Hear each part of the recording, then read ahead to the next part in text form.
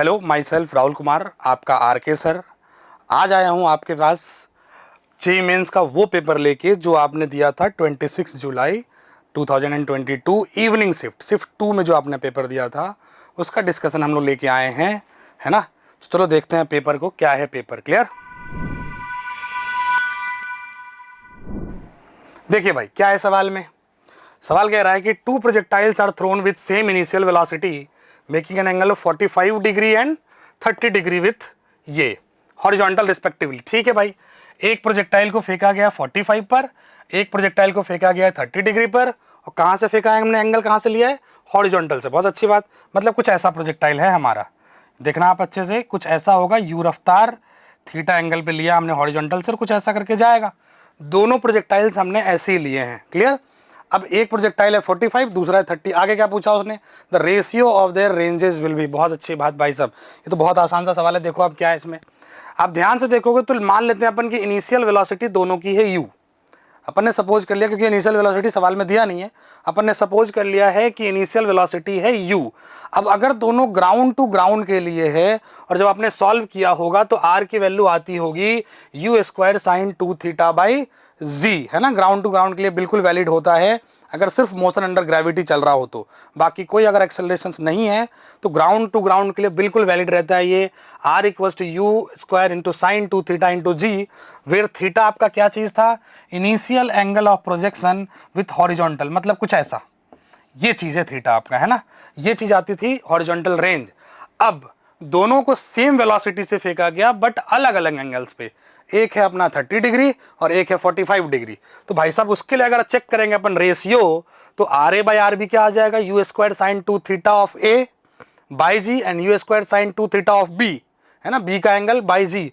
यहाँ से आप देखो तो G और G तो कट गए, u² भी कट गया, तो रेशियो क्या आया, sin 2 theta divided by sin 2 theta of B, है ना। और पहले वाले का एंगल क्या था 45 डिग्री, तो उसके लिए 2 थीटा कितनी होगी बेटा, 2 थीटा A की बात करूं मैं अगर, तो वो हो गया कितना 90 डिग्री, और 2 थीटा B मतलब दूसरा वाला कितने पे फेंका था हमने 30 डिग्री पे।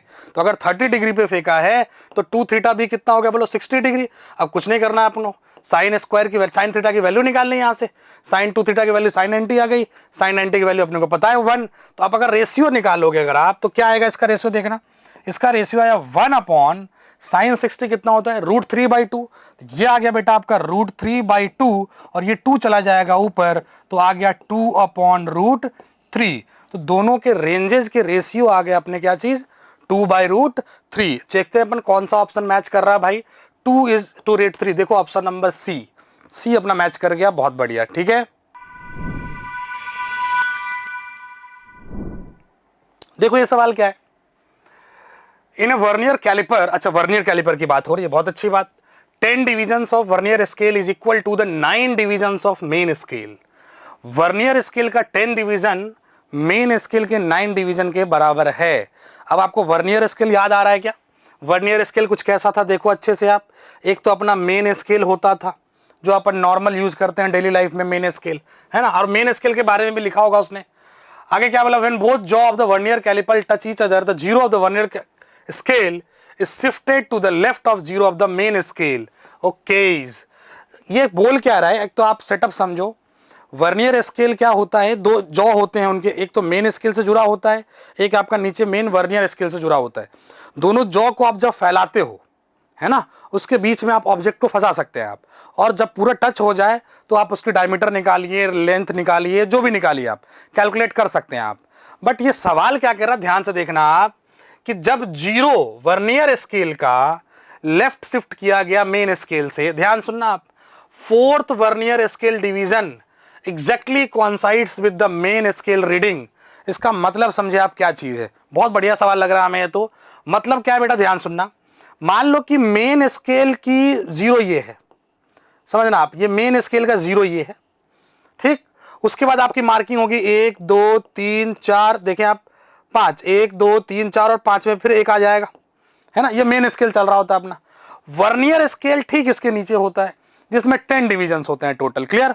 अब वो बोल रहा है कि जब वर्नियर स्केल का 4th कोइंसाइड कर रहा है, समझना अच्छे से आप, कितना बढ़िया सवाल है ये।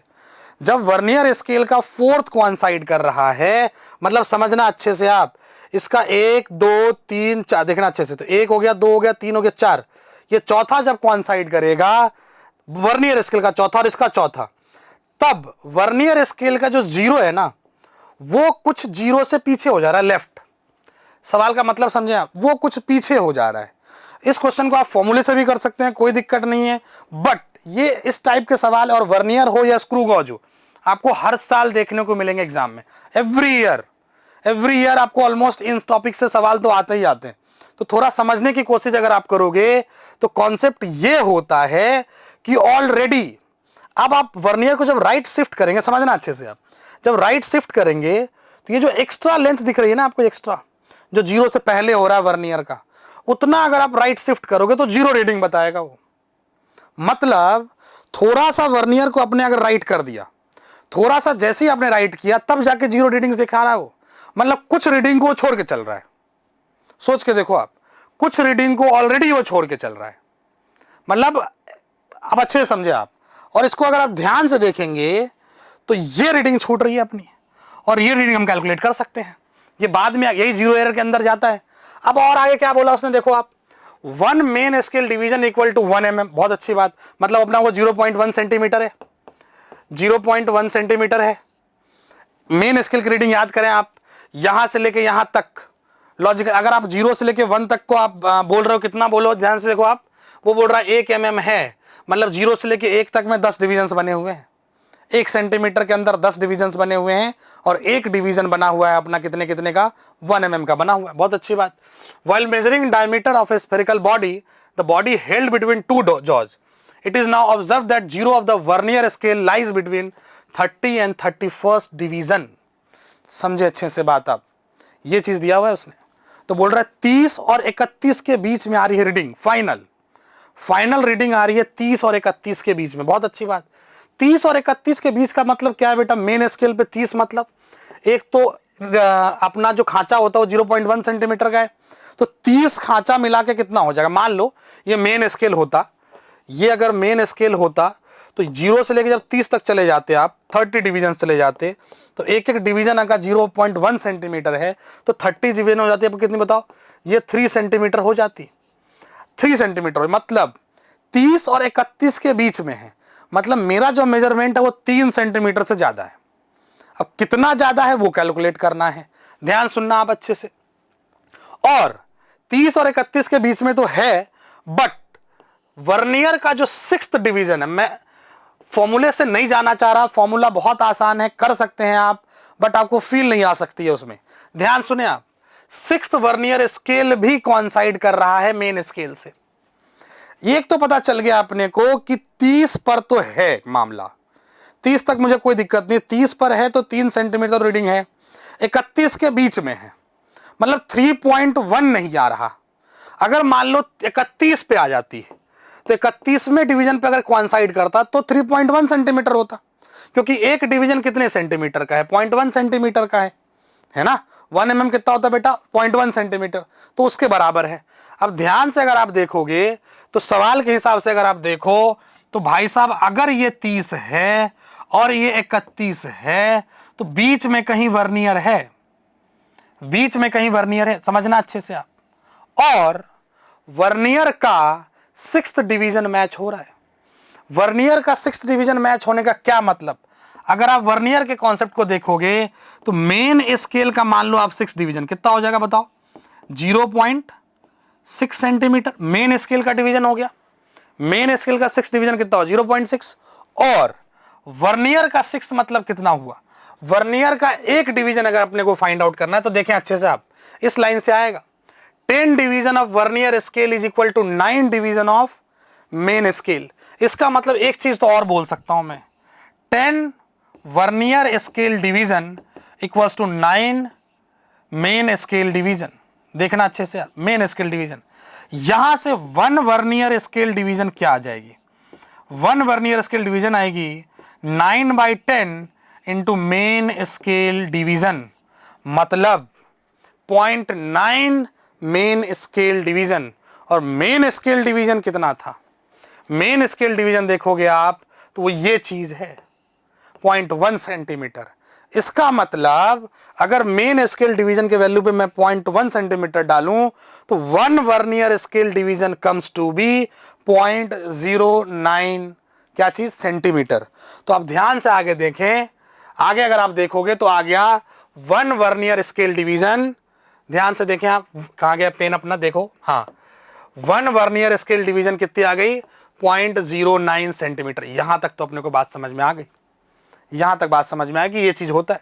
अब length of 1 vernier scale division आ गया 0.09 सेंटीमीटर, यहां तक कैलकुलेट कर चुके अपन। अब वो क्या बोल रहा था, ध्यान से सुने आप, कि मेन स्केल के 6 डिवीजन से वर्नियर का 6 डिवीजन मैच हो रहा है। तो क्या करोगे आप, वर्नियर का अगर 6th मैच हो रहा है तो अपन क्या कर सकते हैं, ध्यान से समझना, जो एक्स्ट्रा लेंथ है 30 और 31 के बीच में, ये जो 30 और 31 है, समझना अच्छे से, उसके बीच में जो ये वर्नियर बना रहा था एक्स्ट्रा डिस्टेंस, वो एक्स्ट्रा डिस्टेंस कैसे कैलकुलेट करोगे आप। ये एक्स्ट्रा डिस्टेंस अगर कैलकुलेट करना है तो यहां से यहां तक 6 डिवीजन किसका, मेन स्केल का, माइनस ये 6 डिवीजन ही मान रहा हूं मैं, और 6 डिवीजन वर्नियर का सब्ट्रैक्ट करना है। फॉर्मूला आप आराम से लिखोगे, आंसर आ जाएगा, कोई दिक्कत नहीं है। बट ये 6 डिवीजन वर्नियर का कितना होगा सोच के देखो आप, this comes to be 0.09 into 6 and this is 0.54।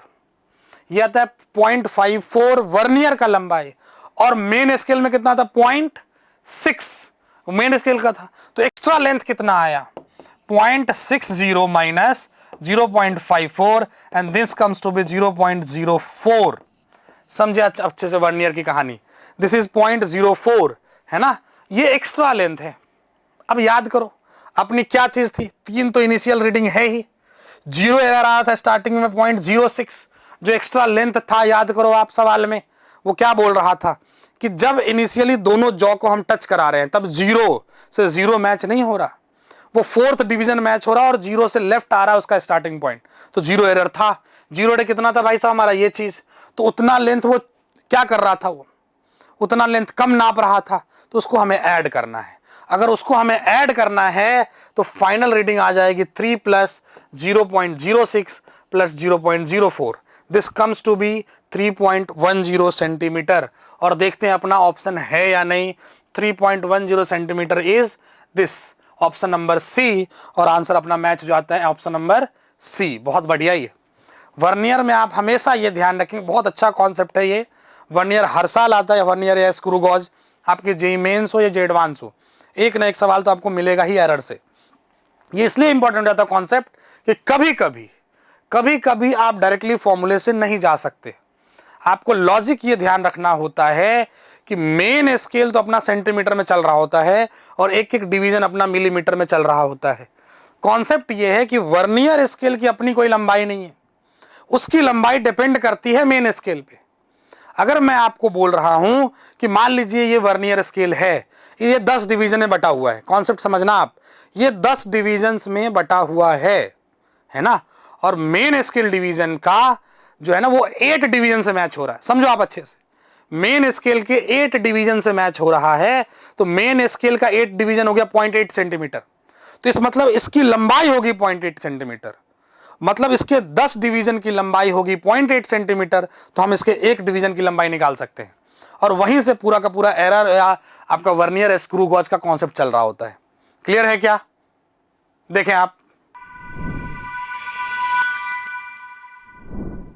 देखो भाई सवाल क्या है ये, a ball of mass 0.15 kg hits the wall with its initial speed of 12 metre per second. बहुत अच्छी बात, दीवार पे टकराया 12 metre per second, bounces back without changing its initial speed, मतलब कि परफेक्टली इलास्टिक कोलिजन है। If the force applied by the wall on the ball during the contact is 100 Newton, calculate the time duration of the contact the ball with the wall। देखें आप, मान ले कि ये दीवार है, बहुत अच्छी बात, ये बॉल आई, बॉल टकराई है यू रफ्तार से और यू से ही वापस चली गई। जो सवाल बोल रहा है देखो आप, bounces back without changing its initial speed, तो चुपचाप निकल गई। अगर आप चेंज इन मोमेंटम देखोगे ना, इनिशियल मोमेंटम लिखोगे तो क्या लिखोगे आप, मास मान लो m मास है इसका, तो क्या लिखेंगे आप m इंटू यू प्लस के साथ, और फाइनल मोमेंटम क्या लिखेंगे आप, फाइनल मोमेंटम लिखेंगे नेगेटिव है तो minus times of M U, है ना। और चेंज इन मोमेंटम की अगर बात मैं करूं तो चेंज इन मोमेंटम क्या होता है, P final minus P initial, this comes to be minus mu and minus mu. ध्यान से देखना आप, this comes as minus 2mu, ये आता है आपका डेल्टा P। अब सवाल के आगे देखो आप, calculate the time duration of contact of ball with the wall, खत्म कहानी, डेल्टा P आ गया। अब आपको न्यूटन सेकेंड लॉ पता है कि न्यूटन सेकेंड लॉ क्या कहता है। न्यूटन सेकेंड लॉ कहता है, ध्यान से देखें आप, न्यूटन सेकेंड लॉ कहता है कि एवरेज फोर्स या F equals to D P by D T, और अगर एवरेज फोर्स की बात करूं this comes as F equals to delta P by delta T.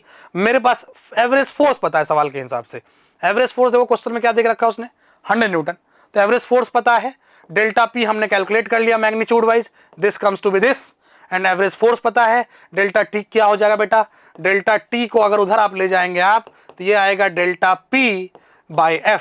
अब मेरे पास डेल्टा P भी पता है, F भी पता है, दोनों को डिवाइड करेंगे हम, टाइम आ जाता है 0.036, मतलब इतने देर तक कांटेक्ट बना रहा है ना, इतने देर के अंदर ही वो मोमेंटम का चेंज हुआ है और वो फोर्स लगा है ना। तो किस टॉपिक का सवाल था ये था आपका सेकेंड लॉ का एप्लीकेशन, है ना, जहां से बाद में जाके आता है F equals to ma, but it's real equation is, Newton साहब के सेकेंड लॉ का जो रियल इक्वेशन है वो ये है, F equals to D P by D T, ठीक है। क्या है सवाल देखें आप, ये a body of mass 8 kg and another mass of 2 kg are moving with equal kinetic energy, बहुत अच्छी बात, दोनों काइनेटिक एनर्जी सेम है, the ratio of their momenta will be, kinetic energy same है और मोमेंटम का रेशियो पूछा है, भाई इससे आसान सवाल तो पूछा ही नहीं जा सकता एग्जाम में। काइनेटिक एनर्जी आपको पता है, मोमेंटम निकालना है, काइनेटिक एनर्जी आपको पता है क्या होता है, हाफ mv², और मोमेंटम क्या होता है m इंटू वी, है ना, और काइनेटिक एनर्जी और मोमेंटम का रिलेशन भी क्या होता है, काइनेटिक एनर्जी और मोमेंटम का relation P equals to √2mk, दोनों को सॉल्व करेंगे आप तो ये चीजें आ जाती है। अब मुझे पता है अगर दोनों का मास सेम नहीं है, मास सेम है क्या, देखिए आप, मास 8 kg है और 2 kg, मास सेम नहीं है ना, काइनेटिक एनर्जी सेम है, तो अपन क्या बोल सकते, K1 अगर आप P लिखोगे तो √2mk, और रेशियो लोगे P1 बाई P2 तो आप लिखेंगे √2m1 K1 by √2m2 K2, ratio ले लिया हमने। अब काइनेटिक एनर्जी सेम दिया हुआ है इन्होंने, है ना, they both have same kinetic energy, तो K1 की वैल्यू हो गई इक्वल टू K2, ये तो भाई साहब K1 K2 तो ऐसे कट गया, तो बचा क्या, 2 भी कट गया, तो P1 बाई P2 की रेशियो आ गई √m1 बाई m2, और √m1 बाई m2 का मतलब m1 है 8 किलो, m2 है 2 किलो, रूट के अंदर कटेगा तो 4 आएगा, और √4 तो बच्चे को आता है √4 निकालना, दिस इज 2, तो भाई साहब 2 को क्या लिख सकते हैं 2/1, then P1 by P2 equals to 2/1, तो रेशियो क्या 2:1 है अपने ऑप्शन में, देखो 2:1 है ना, ऑप्शन नंबर बी, क्लियर है, देख लें आप ढंग से, ठीक है।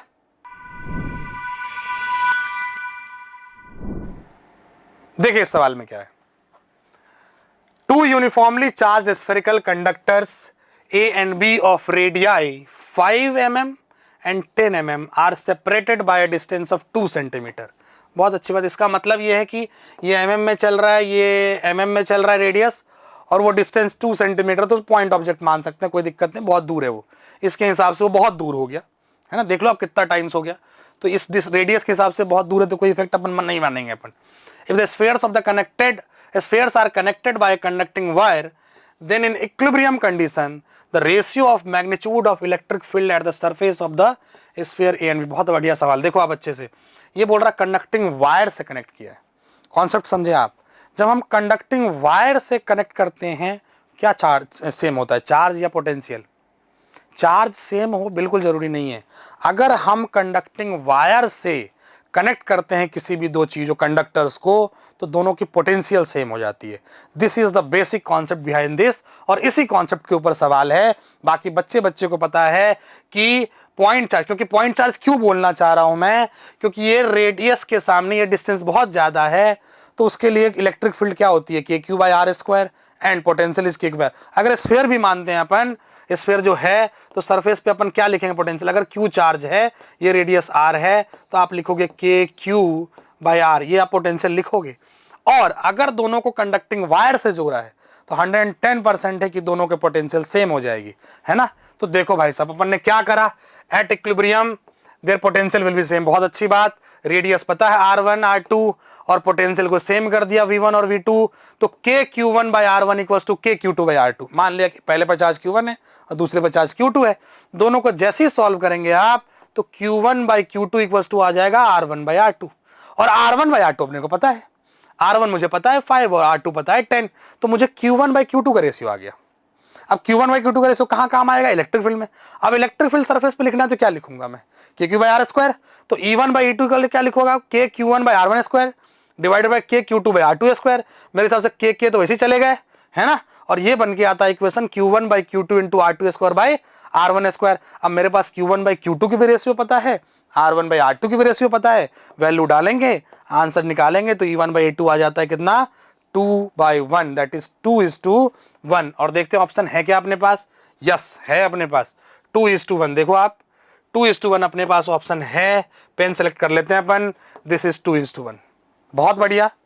बेसिक कॉन्सेप्ट क्या था, सीखने वाली बात। आप इन क्वेश्चन से क्या सीख रहे हो कि इसके पीछे क्या कॉन्सेप्ट लगा।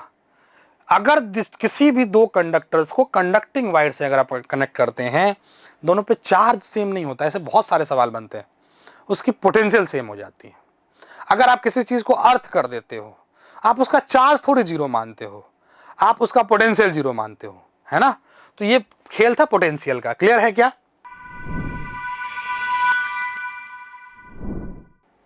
देखें इस सवाल को, ये बोल रहा था oscillating magnetic field in a plane EM वेव। इलेक्ट्रोमैग्नेटिक वेव से सवाल अब ना आए जेईई मेन में, ऐसा हो ही नहीं सकता है। EM वेव से तो हर शिफ्ट में हर ईयर अब सवाल आ रहे हैं।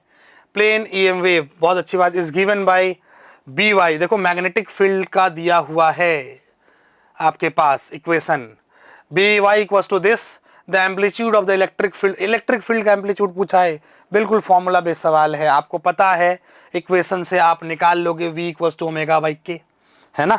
और इस इक्वेशन को देखो आप क्या चीज है, यहां से आप देखो A साइन ओमेगा t, है ना, ये प्लस KX, यही तो होता है।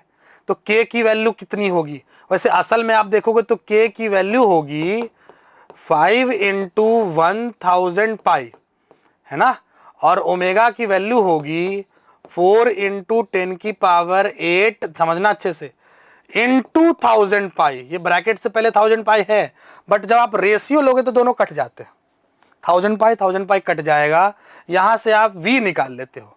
और अपने को पता है फ्रॉम इलेक्ट्रोमैग्नेटिक वेव्स के फॉर्मूले से कि E0 होता है V into B0, electric field equals to V into B0। इसको आप डिराइव भी कर सकते हो, motion in of charge particles in magnetic field से भी आता है, जहां पे इलेक्ट्रिक फील्ड के फोर्सेज और मैग्नेटिक फील्ड के फोर्सेज आप बराबर कर रहे होते हैं उस समय पर, है ना।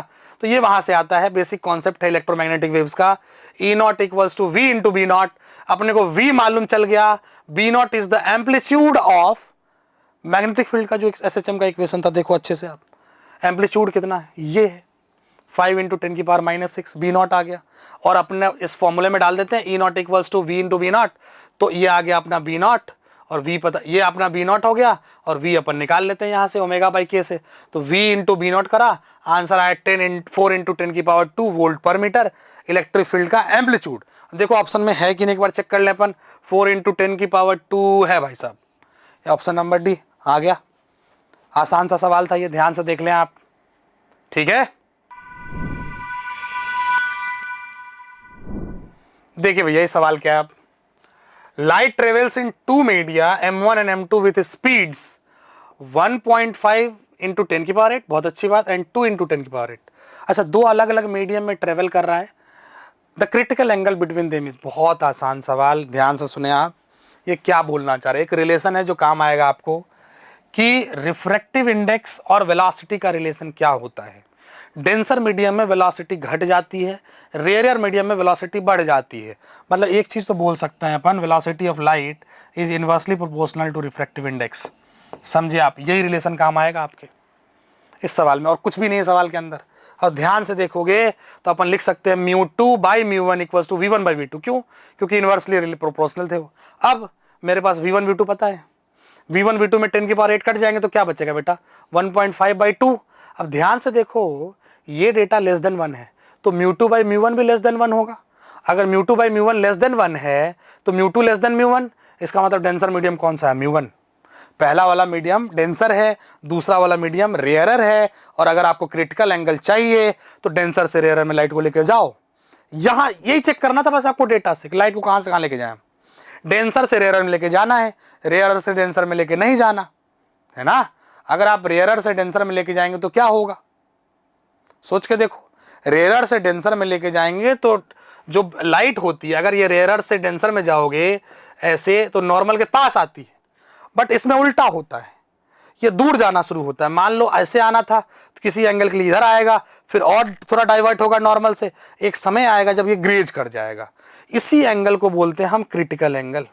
नॉर्मल से जो एंगल बनाए वो इंसिडेंट एंगल जिस पर रिफ्लेक्टेड रे 90 पे गुजर जाए, दैट इज क्रिटिकल एंगल। क्योंकि उसके जस्ट बाद क्या होगा, उसके जस्ट बाद अगर इसको और नीचे लेके आओगे ये TIR चालू कर देगा, है ना, टोटल इंटरनल रिफ्लेक्शन चालू हो जाएगा। तो ये क्रिटिकल एंगल है, खत्म हो गया बात। मुझे ये पता चल गया कि मीडियम 1 कौन है, मीडियम 2 कौन है ना, और mu two by mu one की रेशियो भी निकल गई यहां से, V1 V2 से, खत्म। अब मैं स्लेंस लॉ लगाऊंगा इस सरफेस पे, क्या लिखूंगा यहां पे बताओ, μ1 into sine c equals to μ2 into sine 90। इसके लिए तो एंगल ऑफ रिफ्लेक्शन 90 है, तो μ1 into sine c equals to μ2 into sine 90। अब वैल्यूज पुट करोगे आप, μ2 बाई μ1 की वैल्यू पता है, यहां से साइन सी की वैल्यू आएगी 3/4। बट बहुत अच्छा काम क्या है जे में, देखो अच्छे से आप, सवाल बहुत अच्छा क्या किया आपने, साइन में जो आंसर आ रहा है ना आपका वो ऑप्शन में दिया नहीं उसने tan में जाके दिया है। अब साइन की वैल्यू क्या है देखो, साइन की वैल्यू आ गई 3/4। अब जैसे ही ऐसे कभी भी लाइफ में ऐसे सवाल है आपके पास कि आपको आंसर आ रहा है साइन में और ऑप्शंस आ रहे हैं किसी और में, कुछ नहीं करना, राइट एंगल ट्रायंगल बना लेना एक। ये पता है sine theta equals to P/H होता है, ये 3 होगा, ये 4 होगा, तो ये अपन निकाल सकते हैं बेस रूट अंडर हाइपोटेनस का स्क्वायर 16 माइनस इसका परपेंडिकुलर एक्सेशन 9, ये आ जाएगा बेटा √7। अब देखो tan थीटा क्या होगा, P/B, तो आ गया 3/√7 और मेरा ऑप्शन मैच हो जाएगा। अब देखो ये इसमें यही बस अच्छी बात थी, इसमें क्लैरिटी है, देख लें अच्छे से आप सवाल को, बहुत बढ़िया सवाल था। बढ़िया ये था कि दो कॉन्सेप्ट्स यूज हो रहे थे, एक तो velocity is inversely proportional to refractive index, दूसरा ये एंगल वाला कॉन्सेप्ट जो अपन ने किया है यहाँ पे, ये कि डायरेक्टली बहुत बच्चों को नहीं दिखता कि भाई आंसर तो मेरा साइन में आ रहा है, tan में दे दिया इन्होंने। कुछ नहीं करना है, जब भी साइन कॉस tan सेक कॉस कुछ भी कन्वर्ट करना, अगर एक की वैल्यू हमें पता है ना, मैं राइट एंगल ट्रायंगल बनाऊंगा, तीसरा साइड कैलकुलेट करूंगा और सारे वैल्यूज कैलकुलेट हो जाएंगे। क्लियर है, देखें आप अच्छे से, देखो सवाल क्या है। A body is projected vertically upward from the surface of the earth, अच्छा ऊपर फेंका आपने, with velocity equal to 1/3 of escape velocity. बहुत तगड़ी स्पीड है ये, मोशन अंडर ग्रेविटी नॉर्मल वाला नहीं लगना, ये इतनी तगड़ी स्पीड है कि ग्रेविटी भी चेंज होगा। तो नॉर्मल वो जो आप motion in 1D motion under gravity वाले सवाल करते हो उसका सवाल तो नहीं है ये, क्योंकि इतना ऊपर तो जाएगा वो, और ऑप्शंस देख के भी लग रहा है the maximum height attend by the body will be, option देख के लग रहा है इतने किलोमीटर में है, तो जी तो कांस्टेंट नहीं रह सकता बेटा ये, तो ये तो मोशन अंडर ग्रेविटी का सवाल है ही नहीं, ये सवाल है ग्रेविटेशन का, ये सवाल है ग्रेविटेशन का, है ना। ये आप बिल्कुल ना करें कि मोशन अंडर ग्रेविटी से जी को 10 मान लिया, 9.8 मान लिया और सॉल्व कर लेना, ये ऑप्शन देख के हमें नहीं लग रहा और डेटा देख के नहीं लग रहा, 1/3 ऑफ एस्केप वेलोसिटी, ये ग्रेविटेशन का सवाल है। अब ग्रेविटेशन का सवाल है तो उसमें कोई एनर्जी कंजर्व करना है। देखो अच्छे से क्या करेंगे इसमें अपन, मुझे पता है कि अगर यहाँ से फेंका है हमने, मान लो ए पॉइंट से, अच्छे से डायग्राम को देखें आप, मान लो कि आप ए पॉइंट से बॉल को फेंक रहे हो और बी तक जा रहा मैक्सिमम, मतलब ऐसे जाके पलटी मार के नीचे आ रहा है, अब वो कोई भी पाथ हो अलग बात है, बट यहाँ इसकी मैक्सिमम हाइट है। तो एक चीज तो पक्का है कि ए पर जो एनर्जी होगी वही बी पर एनर्जी होगी, क्योंकि कहीं एनर्जी लॉस हो नहीं रहा, एयर फ्रिक्शन नाम का कुछ दिया नहीं है सवाल में, तो अपने को लेना भी नहीं है। तो जो ए की एनर्जी होगी वही बी की एनर्जी होगी, और एक पर एनर्जी दो टाइप की है, एक तो आपने इनिशियल वेलोसिटी से फेंका है तो काइनेटिक एनर्जी भी है, प्लस अगर आप ग्रेविटेशन चैप्टर से रिलेटेड क्वेश्चन कर रहे हैं तो ग्रेविटेशनल पोटेंशियल एनर्जी तो होगा ही होगा। तो अपना इक्वेशन से एनर्जी कंजर्व करना है। यहाँ पर मान लिया हमने कि इनिशियल वेलोसिटी u है, मैक्सिमम हाइट पे तो पक्की बात है कि बॉल को रुकना ही रुकना है, तो फाइनल वेलोसिटी 0 हो जाएगी।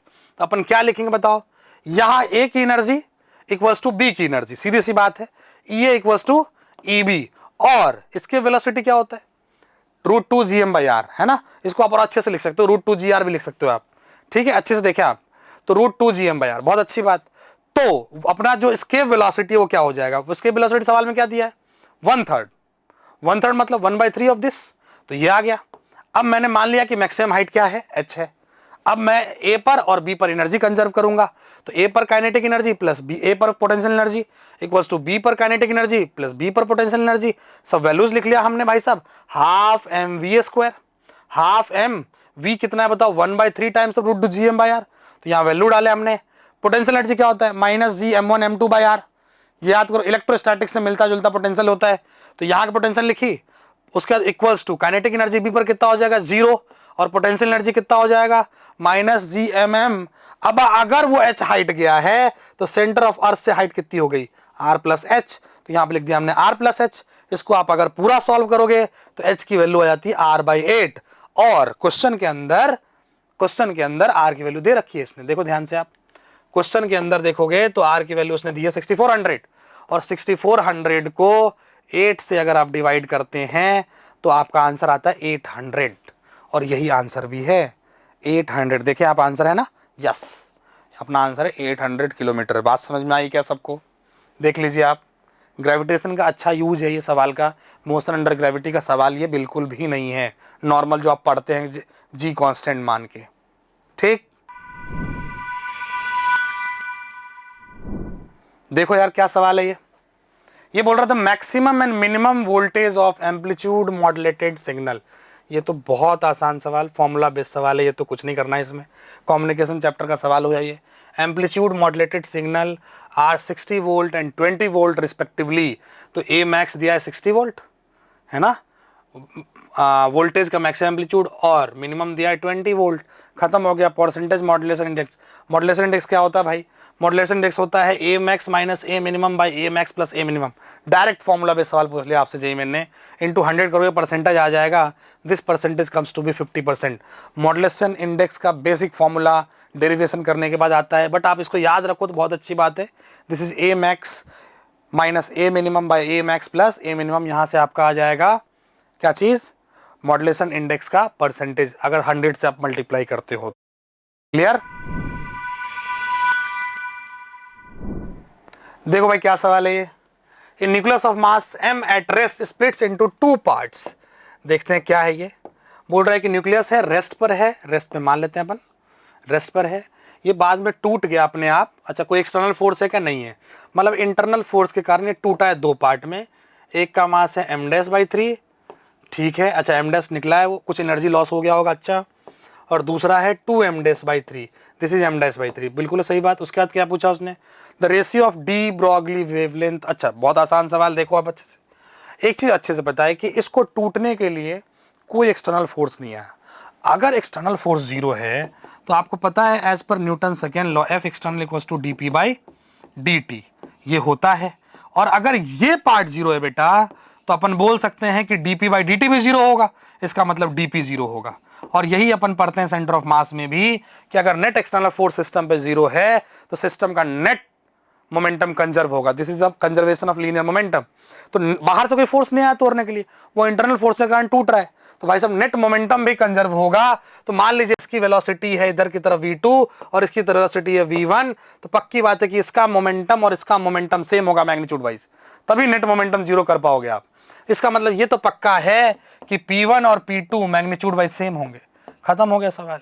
अब डी ब्रॉगली वेवलेंथ का मोमेंटम का और लेमडा का रिलेशन आपको पता है अच्छे से क्या होता है भाई साहब, P1 और यही करा है, देखो हमने भी P1 और P2 का मैग्नीट्यूड अगर सेम है तो भाई साहब P क्या होता है, de Broglie wavelength matter wave में बताओ, P इक्वल्स टू क्या, h/λ, है ना। किसी भी बॉडी का मोमेंटम और उसका वेवलेंथ, क्योंकि अपन जानते हैं बाद में क्या आया थ्योरी, है ना, पहले अपन क्या मानते थे सिर्फ कि पार्टिकल नेचर, बट बाद में आया कि नहीं, वेव नेचर भी हो सकता है किसी पार्टिकल के साथ एसोसिएटेड, अगर उसकी रफ्तार इतनी हो जाए तो। ध्यान सुनना, तो P इक्वल्स टू h/λ हो गया, तो अपन लिख सकते हैं P1 इक्वल्स टू h/λ1, क्योंकि h तो यूनिवर्सल कांस्टेंट है, and P2 equals to h/λ2। बेटा यहाँ से देखोगे h कट गया, अगर मोमेंटम ही सेम है तो मास से क्या लेना देना, मास इंटू वेलोसिटी का प्रोडक्ट अगर सेम है तो h कटेगा, P सेम है तो h/λ और h/λ सेम होगा, यहाँ से λ1 इक्वल्स टू λ2 आ गया। और मेरे से सवाल क्या पूछा इसने, मेरे से सवाल पूछा है डी ब्रॉगली वेवलेंथ का रेशियो, तो भाई सब सेम ही हो जाएगा, तो 1:1। क्लियर है? देख लो अच्छे से आप।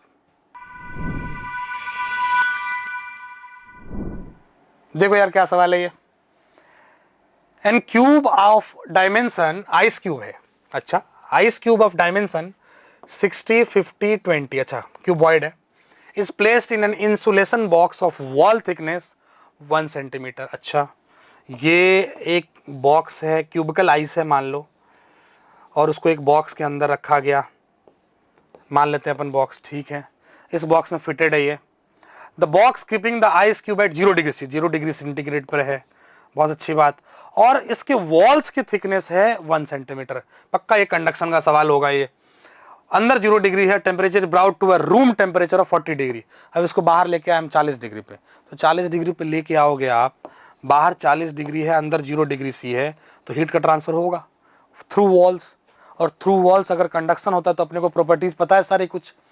The rate of melting of ice is approximately, approx निकालना है किस रेट से आइस मेल्ट होगा। मुझे तो इतना पता है कि पर सेकंड, जो टेम्परेचर डिफरेंस के कारण अपना हीट ट्रांसफर होगा, बिल्कुल होगा, और पर सेकंड जो हीट ट्रांसफर होगी, मतलब बाहर से जो हीट पर सेकंड अंदर जा पाएगी, उतने ही हीट से बर्फ पिघल पाएगा। तो मुझे एक चीज पता लगाना है कि इस थिकनेस वाले वॉल से, और कितने वॉल है टोटल देख लो, सारे वॉल से हीट जा रहा है, तो टोटल कितना हीट पर सेकंड जा रहा है, और उस हीट से टोटल कितना बर्फ हम पिघला सकते हैं, क्योंकि ऑलरेडी आइस 0 पर है ना, तो अपना हीट जो है ना वो ऐसा होता, मान लो कि बर्फ होता -10 डिग्री पे, तो मेरी हीट पहले इसको 0 डिग्री सी पे लेके जाने में लगती, फिर बर्फ पिघलता। क्योंकि आइस पहले से ही 0 पे है, तो जो भी हीट अंदर जाएगी सीधा का सीधा मेल्ट होना चालू हो जाएगा। तो मुझे ये फाइंड आउट करना है कि पर सेकंड कितनी हीट अंदर जा रही है, और उससे पर सेकंड कितना हीट बर्फ हम पिघला सकते हैं, है ना। और मुझे पता है पर सेकंड हीट के लिए क्या इक्वेशन यूज करते हैं, एंड पर सेकंड बर्फ पिघले तो उसके लिए क्या इक्वेशन यूज करते हैं अपन। ध्यान से आप देखेंगे तो आएगा, देखो आप ध्यान सुनना, कि पर सेकंड जो किसी भी वॉल से हीट जाएगी वो K delta T by delta x, है ना, कंडक्शन वाला लॉ। अब ध्यान सुनो, तो टोटल एरिया कितना है, क्योंकि यहाँ पर एरिया चाहिए, क्यूबॉइड है तो क्यूबॉइड में टोटल एरिया देखना, एक एक टाइप का एरिया दो बार आएगा, ये वाला फेस, ये वाला face, top most and bottom most, front end back, दो बार आएगा। तो हमने एक एक एरिया निकाला हर साइड का, और उसको 2 से टोटल मल्टीप्लाई करके ऐड कर, टोटल एरिया आ गया। टोटल एरिया दिया गया सेंटीमीटर में, है ना। थिकनेस हमारा दिया हुआ है वॉल का 1 सेंटीमीटर, वो सबके लिए कॉमन है। तो और K की वैल्यू भी दे रखी है अपने सवाल में, तो भाई साहब अगर K की वैल्यू दे रखी है तो KA delta T by delta x, पर सेकेंड जो हीट अंदर जा रहा है, this is dQ by dt, है ना। और Q इक्वल्स टू क्या होता है, बर्फ पिघलाने के लिए M इंटू एल, तो dQ बाई dt क्या लिखेंगे आप, dQ बाई dt आप लिखेंगे dm by dt into L, है ना। अब इसको इक्वेट करना है उससे, तो dm by dt into L equals to होना चाहिए कि कितना टोटल हीट आ रहा है। अब टोटल हीट कितना आएगा, देखो ये चीज हमने पूरा एरिया काउंट कर लिया इसमें, तो पूरा का पूरा हीट आ गया। dm बाई dt को एक साइड रखना है, l को उधर जाके इक्वेट करोगे, dm बाई dt की लगभग वैल्यू आ गई 61 इंटू 10 की पावर -5, अप्रॉक्स आ रहा है, तो ज्यादा का अंतर नहीं आएगा, 61.1 के आसपास आंसर आता है इसका। तो 61 इंटू 10 की पावर -5, ऑप्शन अगर अपन मैच करने चलें तो 61 इंटू 10 की -5 है अपने पास ऑप्शन बी, और इसका आंसर भी क्या हो गया बी। देखिए आप, आंसर भी क्या अपना बी, है ना। प्रॉपर्टी क्या यूज किया अपन ने, जितनी हीट आएगी उतनी हीट लग रही है पिघलाने में। एक तरह से देखो आप तो एनर्जी का कंजर्वेशन है हीट के फॉर्म में। क्लियर है, सवाल समझ में आया सबको। देखिए भाई सवाल क्या है ये, a gas has n degree of freedom, बहुत अच्छी बात, the ratio of a specific heat at constant volume to the specific heat of gas at constant pressure. अरे यार इतना आसान सवाल, देखो ध्यान से क्या चीज है ये। अपने को पता है कि CV होता है specific heat at constant volume, and CP होता है specific heat at constant pressure. CV की वैल्यू होती है FR/2, F is degree of freedom, and CP minus CV equals to R होता है। ये आइसोबैरिक प्रोसेस में अपन प्रूफ करके लेके आते हैं मेयर्स फॉर्मूला। यहाँ से CP की वैल्यू आ जाती है बेटा CV प्लस R, तो मेरे हिसाब से अगर ये FR/2 है और F की वैल्यू इसने N दे रखा है, तो मैं लिख लूँगा इसको NR/2, NR/2, इसको NR/2 कर लेते हैं अपन। इरेजर कहाँ गया देखो, इसको अपन कर लेते हैं nr/2। देखो इधर अच्छे से आप, है ना, तो nr/2 के लिए क्या करोगे आप, nr/2। अब Cp आ गया कितना, Cv प्लस आर, तो अपन लिखेंगे nr/2 प्लस आर। इसी को तो सॉल्व करना है और इसका रेशियो लेना है बस। इसका रेशियो लेने के बाद आर वाला टर्म कट जाएगा, एन के फॉर्मेट में इक्वेशन आ जाएगी। एन के यही करा है देखो अपन ने भी, Cv इक्वल्स टू ये हो गया, Cp इक्वल्स टू क्या हुआ, एफ nr/2 प्लस आर। ये nr/2 क्या था, Cv प्लस आर, वही तो Cp हो रहा है ना। और यहां से Cv/Cp की रेशियो आ जाएगी n/n+2। कॉमन मैथमेटिक्स है ये तो, क्लियर है ये। देखिए भाई अगला सवाल क्या है, a transverse wave is represented by y equals to 2 sin omega t minus kx centimetre. बहुत अच्छी बात, वेव इक्वेशन दिया हुआ इसने। The value of wave length for which the wave velocity becomes equal to the maximum particle velocity. Wave velocity particle velocity के बराबर होना चाहिए, मैक्सिमम के। कुछ नहीं, बेसिक सा चीज़ है, अपने को पता है कि v मैक्स होता है a ओमेगा। किसी भी SHM में अगर उसका एम्पलीट्यूड a है और एंगुलर वेलोसिटी अगर ओमेगा है तो क्या हो जाएगा बताओ, a ओमेगा। और वेव के लिए क्या होता है वेलोसिटी, ओमेगा बाई के। इसको बराबर करना है तो ओमेगा से ओमेगा कट जाएगा, तो a की वैल्यू आ गई बालक 1/k। इक्वेशन में कोई डेटा दिया ही नहीं तो कॉमन सा सवाल हो गया ये, है ना। ओमेगा के होता है वेव की वेलोसिटी एंड v मैक्स होता है पार्टिकल का a ओमेगा। ये ध्यान रखना आप। a इक्वल्स टू आ गया 1/k। अब k इक्वल्स टू क्या होता है 2π/λ, तो k को लिखा 2π/λ, तो λ ऊपर चला गया, है ना। इसको आप ऐसे लिखोगे 1/2π/λ, तो λ ऊपर जाएगा तो क्या आ जाएगा, देखो अच्छे से आप, ये आ जाएगा आपका this is a equals to λ/2π, है ना। ध्यान से सुने आप अच्छे से। और a की वैल्यू दिया हुआ है सवाल में हमारे हिसाब से, है ना, ये 2 दिया हुआ है, देखो यही 2 लिखा हुआ है यहाँ पे, तो a की वैल्यू 2, बहुत अच्छी बात, बहुत सही है ये। a की वैल्यू 2 इन्होंने दिया हुआ है, तो भाई साहब a की वैल्यू 2 है, तो वो वैल्यू पुट करा गया अपने पास, देखें आप अच्छे से। तो भाई साहब 2 इक्वल्स टू आ गया λ/2π, तो λ की वैल्यू एग्जैक्ट आ जाएगी आपके पास 4π। चेक करते हैं अपन ऑप्शन है अपने पास या नहीं है। हाँ भाई साहब है, तो अपना आंसर क्या है, A 4π। क्लियर। देखिए अगला सवाल, a battery of 6 volt is connected to the circuit as shown below. बिल्कुल सही बात, सर्किट देख के कुछ दिख रहा होगा सभी को, देखें आप। The current I drawn from the battery is, circuit देख के ही लग रहा है व्हीटस्टोन ब्रिज है, देखो ये बाई ये इक्वल्स टू ये बाई ये। व्हीटस्टोन ब्रिज है तो इसमें करंट तो जाएगा नहीं।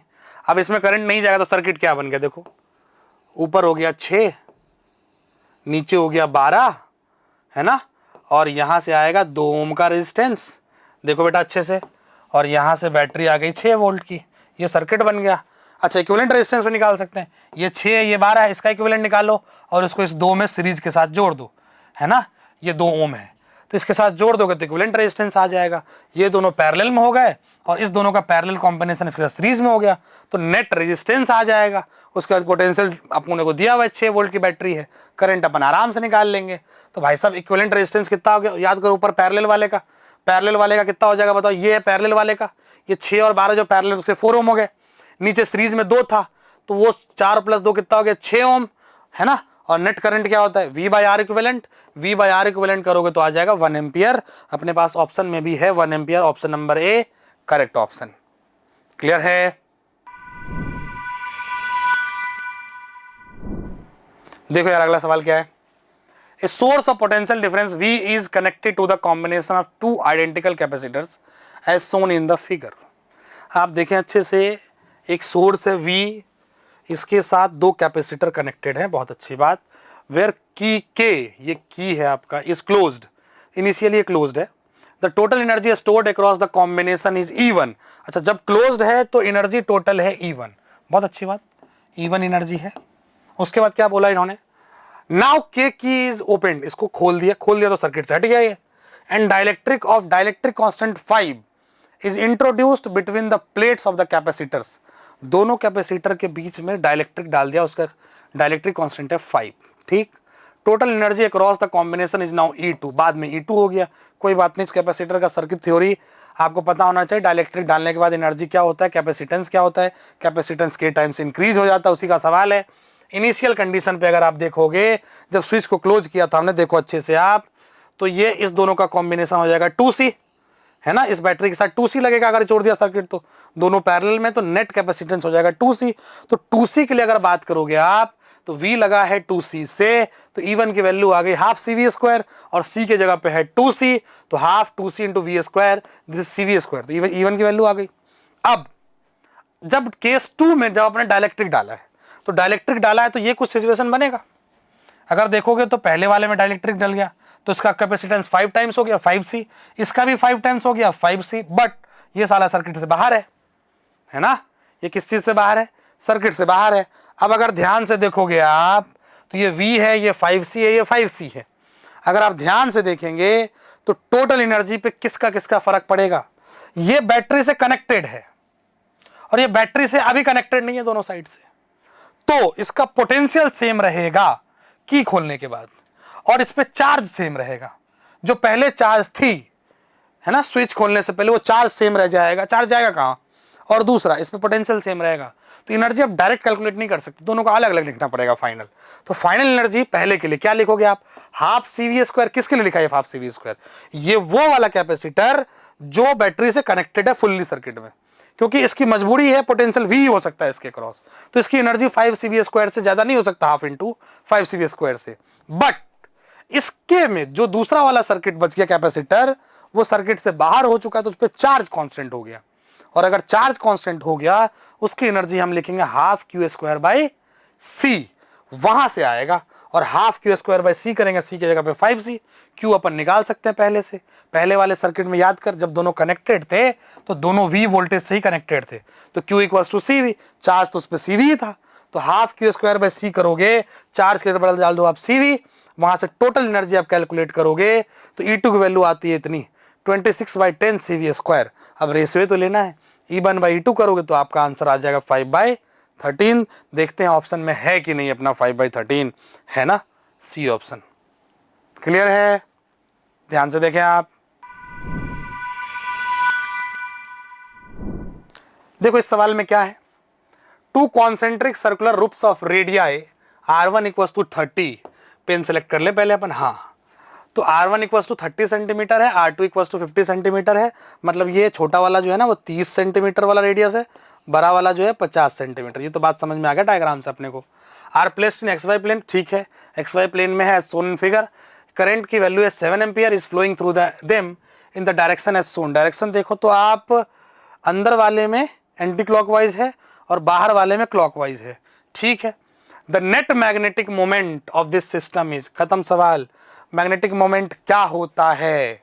याद करो मैग्नेटिक मोमेंट क्या होता है, दिस इज NIA, है ना। और वेक्टर क्वांटिटी है तो डायरेक्शन के साथ लिखेंगे अपन, डायरेक्शन क्लॉकवाइज एंटी क्लॉकवाइज से डिसाइड हो जाएगा। n तो नंबर ऑफ लूप्स 1 ही है, एक वाले में, एक वायर में एक ही लूप है, तो n हो गया 1। I इंटू A करना है मैग्नीट्यूड वाइज, है ना, तो I इंटू अगर A करोगे आप तो आंसर आएगा M1 आपका। ये ध्यान सुनना, एरिया लिखा है मैंने, एरिया क्या होता है, ये पाई से घबराना मतलब, एरिया होगा πr², और पहले वाली की रेडियस कितनी है 30 सेंटीमीटर, तो मीटर में क्या हो जाएगा 30/100, तो एरिया हो जाएगा पाई इंटू 30/100 का स्क्वायर।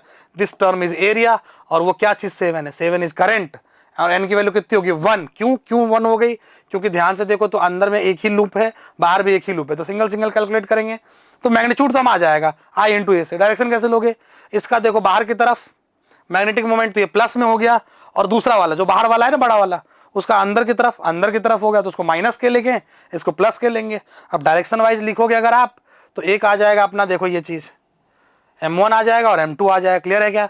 M2 आ जाएगा, दिस इज M2, तो M1 आ गया और M2 आ गया, दोनों को ऐड करोगे net magnetic moment vector sum, तो एक आएगा प्लस के कैप, एक आएगा माइनस के कैप। जो बाहर की तरफ था छोटा वाला भाई वो था प्लस के कैप, जो बड़ा वाला था वो अंदर की तरफ जा रहा था, दिस इज माइनस के कैप। डायरेक्शन लगा दिया हमने वेक्टर फॉर्म में, वेक्टोरियली जोड़ लिया हमने, नेट मैग्नेटिक मोमेंट आ गई, और नेट मैग्नेटिक मोमेंट कितना आया -3.52। सिंपल सा एडिशन है, कोई ज़्यादा मैथमेटिक्स नहीं लगाना आपको, और चेक करोगे ऑप्शन आप तो -3.52 के कैप, -3.52 मतलब लगभग 7/2, है ना, 7/2 इज 3.5, तो आपका ये आंसर आ जाएगा बी। देखो ध्यान से आप, माइनस के साथ यही है ना, तो ये आ गया ऑप्शन, मैच हो गया अपना। क्लियर? देखें आप अगला सवाल क्या है। The velocity selector consist of electric field E equals to minus E k cap and magnetic field equals to ये, ठीक है, with B equals to 12 MT, है ना। The value of E required for an electron of energy 728 electron volt moving along the positive x axis, clear, pass undeflected it. E vector दिया हुआ है E और B vector दिया हुआ है B, मतलब K कैप में है अपना इलेक्ट्रिक फील्ड, J कैप में है अपना मैग्नेटिक फील्ड, मैग्नेटिक फील्ड का मैग्नीट्यूड दिया हुआ है, ये कुछ नहीं है, ध्यान से देखें आप। The value of E required for an electron of energy 728 electron volt moving along the positive x axis to pass undeflected. अगर डिफ्लेक्ट नहीं होना है तो नेट फोर्स होना चाहिए 0, सीधी सी बात है। इलेक्ट्रिक फील्ड के कारण भी और मैग्नेटिक फील्ड के कारण भी। मैग्नेटिक फील्ड के कारण हो जाएगा फोर्स कितना, QVB, क्योंकि 90 पर है, और इलेक्ट्रिक फील्ड के कारण हो जाएगा Q इंटू E। दोनों को बराबर ही करना है, वहाँ से आपको कुछ वैल्यूज आएंगी। ध्यान से देखें तो काइनेटिक एनर्जी क्या दिया हुआ है सवाल के अंदर, देखो आप, वो बोल रहा है इतने काइनेटिक एनर्जी से जा रहा है, इतने काइनेटिक एनर्जी से जा रहा है, तो K की वैल्यू लिख लिया हमने ये, और half mv² equals to kinetic energy होता है, उसको इक्वेट कर लिया अपन ने 728 से, बाद में कन्वर्ट कर लेंगे उसको जूल में, कोई दिक्कत नहीं है। v इक्वल्स टू ये आ गया, है ना, v इक्वल्स टू रूट के अंदर आ जाएगा ये, बहुत अच्छी बात। अब देखो वही इक्वेशन, अगर अनडिफ्लेक्टेड जाना है तो net electrostatic force, electric field वाला फोर्स, और नेट मैग्नेटिक फील्ड वाला फोर्स बराबर होना चाहिए। तो इलेक्ट्रिक फील्ड आ गई E equals to V into B. यही चीज़ यूज करते हैं हम EM वेव्स में भी, याद करो, EM वेव्स में भी यही चीज़ याद करते हैं हम लोग हमेशा, E0 equals to V into B0, clear है क्या। अब यहाँ से क्या आगे वैल्यूज पुट करने हैं बस, तो E की वैल्यू आ जाएगी, V की वैल्यू डालो यहाँ से, है ना, और याद करो आप ये इलेक्ट्रॉन वोल्ट में दिया था, इसको कन्वर्ट कर लेंगे इसमें, तो 1.6 इंटू 10 की पावर -19 से मल्टीप्लाई करोगे आप। मास ऑफ इलेक्ट्रॉन पता है मुझे 9.1 इंटू 10 की पावर -31, क्लियर। इसको आप अगर आप सॉल्व करो और B की वैल्यू दिया हुआ है इसने, देखो आप 12 के साथ, है ना, तो 12 इंटू 10 की पावर -3 वैल्यूज डालेंगे, आंसर आता है 192 इंटू 10 की पावर 3 वोल्ट पर मीटर। और अगर ये 10 की पावर -3 है तो मैं 10 की पावर +3 है तो मैं इसको किलो वोल्ट लिख सकता हूँ, तो मेरे हिसाब से आंसर 192 किलो वोल्ट आना चाहिए, है ना, 192 किलो वोल्ट ये आया ना, ऑप्शन नंबर ए। कॉन्सेप्ट क्या यूज हुआ, अगर अनडिफ्लेक्टेड जाना है तो नेट फोर्स 0 होना चाहिए, Q into E equals to Q into V B, या Q into V cross B बोलो आप, अगर एंगल पे होता तो, यहाँ तब 90 डिग्री पे है तो सीधा सीधा Q वी बी लग गया अपना, क्लियर। देखें आप अच्छे से सवाल को, देखिए सवाल में क्या है, two masses M1 and M2 are tied together at two ends of a light inextensible string.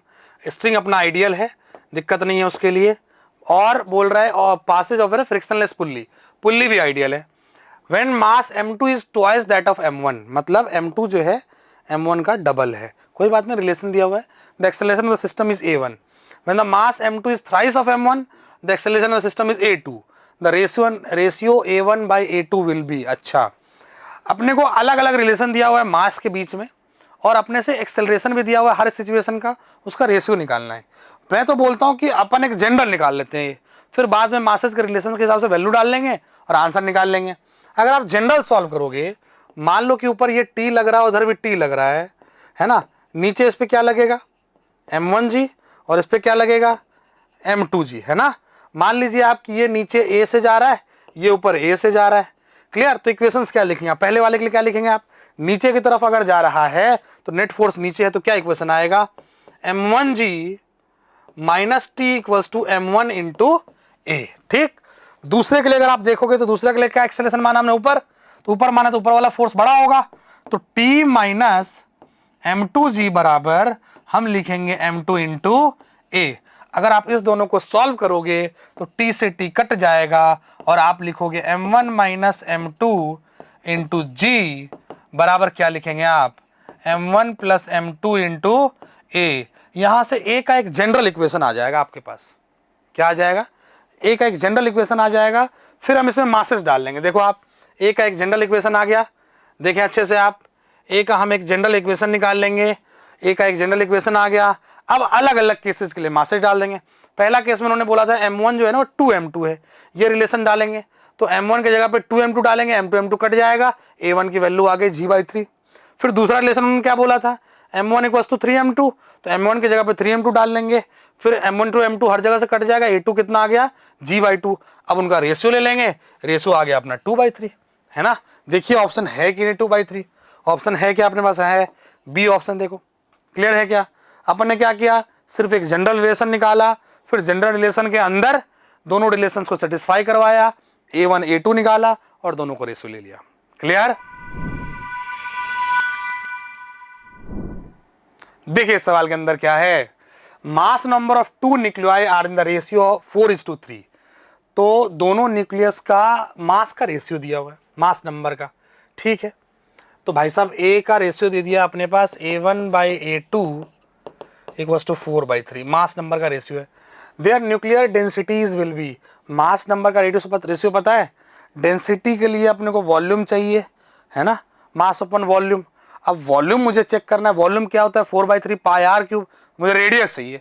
अब मुझे रेडियस पता होना चाहिए, है ना। और न्यूक्लियस के लिए रेडियस क्या होता है भाई साहब, radius of nucleus is directly proportional to a की पावर 1/3। यहाँ से r1/r2 क्या होगा, a1/a2 की पावर 1/3, और a अपना क्या है, मास नंबर, अभी भी लिखा था अपन ने, इसलिए बोल सकते हैं अपन कि r1/r2 हो जाएगा a1/a2 की पावर 1/3। अब मुझे a1 a2 का रिलेशन पता है, a1 a2 दिया हुआ था 4/3 सवाल के अंदर, तो a1/a2 की वैल्यू डालेंगे तो r1/r2 आ जाएगी। एक बार r1/r2 आ गई तो वॉल्यूम होता है 4/3 पाई r क्यूब, तो r1/r2 का होल क्यूब आ जाएगा 4/3, है ना। अब अगर आप डेंसिटी का रेशियो लोगे तो मास बाय वॉल्यूम का रेशियो लोगे, मास का रेशियो पता है दोनों का, वॉल्यूम का रेशियो पता है, क्योंकि 4/3 पाई r क्यूब 4/3 पाई कट जाएगा दोनों से, बचा क्या बस r क्यूब। क्लियर है क्या। तो वॉल्यूम का रेशियो लोगे तो क्या आएगा, ये 4/3, मेरे हिसाब से दोनों कट जाएंगे। देखो आप कैसे करना है, ρ1/ρ2 इक्वल्स टू आप लिखेंगे a1, मास के जगह पे a लिख रहा हूं मैं, a1/v1 इंटू v2/a2। अब ध्यान से देखें तो v2 और v1 में 4/3 पाई r को 4/3 पाई कट गया, तो बचा क्या, क्योंकि v क्या होता है 4/3 पाई r क्यूब, तो ये तो दोनों में कॉमन हो गया। अब रेडियस ही अलग हुई, तो r का रेडियस का क्यूब का रेशियो मुझे पता है, ये वैल्यूज आप डालेंगे तो डेंसिटी का रेशियो आ जाता है 1/1, दिस इज 1:1। तो आंसर क्या मैच हो रहा है कि अपना, देखो ऑप्शन सी ऑप्शन मैच हो रहा है अपना। क्लियर है क्या, देखें अच्छे से आप, तो अपना आंसर मैच हो जाता है सी। देखिए इस क्वेश्चन में क्या दिया हुआ है, the area of cross section of rope used to lift a crane is 2.5 into 10⁵ ये, इतना लोड को सह सकता है वो। The maximum lifting capacity of crane is 10 metric ton, इतना मैक्सिमम सह सकता है, मतलब ये स्ट्रेस दिया हुआ है, इसका जो मैक्सिमम स्ट्रेस है वो ये सह सकता है, और जो एरिया ऑफ क्रॉस सेक्शन है उसका भी इतना है। To increase the lifting capacity of the crane to 25 metric ton, है ना, तो आप चाह रहे हो कि इतना मेट्रिक टन का लोड वह सह सके, तो स्ट्रेस बढ़ाना होगा।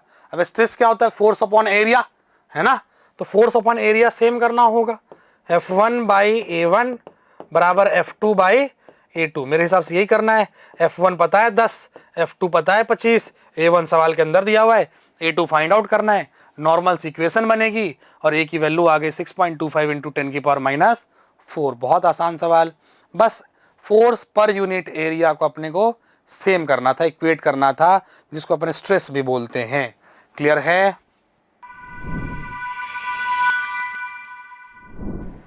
देखिए इस क्वेश्चन में क्या है, if A vector is this and B vector is this, the magnitude of component of vector A along vector B is, है ना, मुझे A वेक्टर का कंपोनेंट B वेक्टर के अलोंग निकालना है, वेक्टर का सवाल है, डॉट प्रोडक्ट का क्वेश्चन है ये, ध्यान से देखें आप।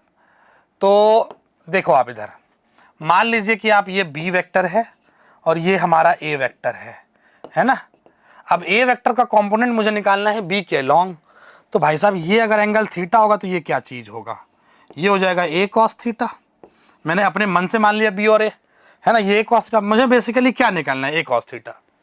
अगर मुझे A का कंपोनेंट B की तरफ निकालना है मैग्नीट्यूड वाइज, तो मुझे बेसिकली A cos थीटा चाहिए, चाहे जैसे भी लेके आए अपन।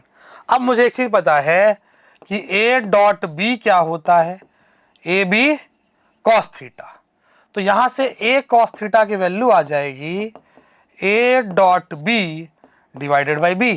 अब मैं डॉट प्रोडक्ट आराम से निकाल सकता हूँ, ए डॉट बी, एक्स को एक्स से मल्टीप्लाई करूंगा, जे वाले को जे वाले से, के वाले को के वाले से, और बी के मैग्नीट्यूड से डिवाइड करूंगा, आंसर आ जाएगा।